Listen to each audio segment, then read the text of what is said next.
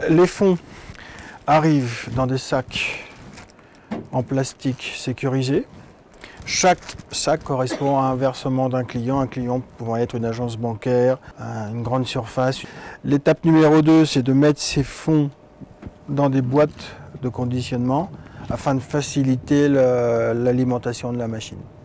Et de là, on va à la machine qui va faire son travail de comptage, d'authentification et de conditionnement. Chaque sac a un montant annoncé et on doit vérifier si le montant déclaré par le client correspond à ce qu'il a mis à l'intérieur. Il y a à peu près 1000 à 1500 sacs par jour à compter, peut-être plus. Les cartes que vous voyez permettent de bien différencier les clients les uns par rapport aux autres parce qu'on doit revenir vers chaque client et leur dire « Monsieur, vous aviez bien annoncé » ou « Non, il manquait un billet » ou « Il y avait un billet faux dans votre remise ». C'est parti.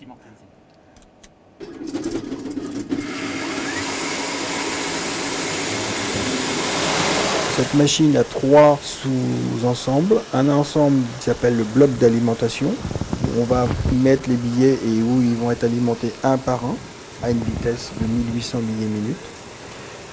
Ensuite, on a un bloc, ce qu'on appelle un bloc de détection, où vous avez tous les détecteurs et tous les ordinateurs. Et le troisième bloc, c'est ce qu'on appelle le bloc de conditionnement. Ce sont des mécanismes de banderolage automatique. Et le produit fini, ce sont des billets triés par coupure et banderolés par sang. Les billets faux seront bien sûr mis de côté pour identification par les opérateurs et par la Banque de France. Voilà. Donc vous voyez un exemple de billet faux. Vous sentez, il est épais, il colle, c'est pas un papier, c'est une photocopie. C'est une bonne contrefaçon. Mais sur ce type de machine, elle a une chance de passer. La machine regarde de l'infrarouge et du magnétique.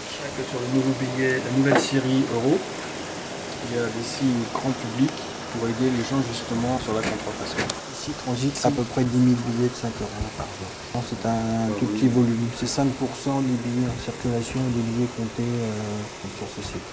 Les billets anciens seront versés à la Banque centrale. Ils seront retirés tout doucement et naturellement de la circulation. Mais comme elle en a encore un certain nombre en stock, on va avoir une double circulation pendant un petit moment.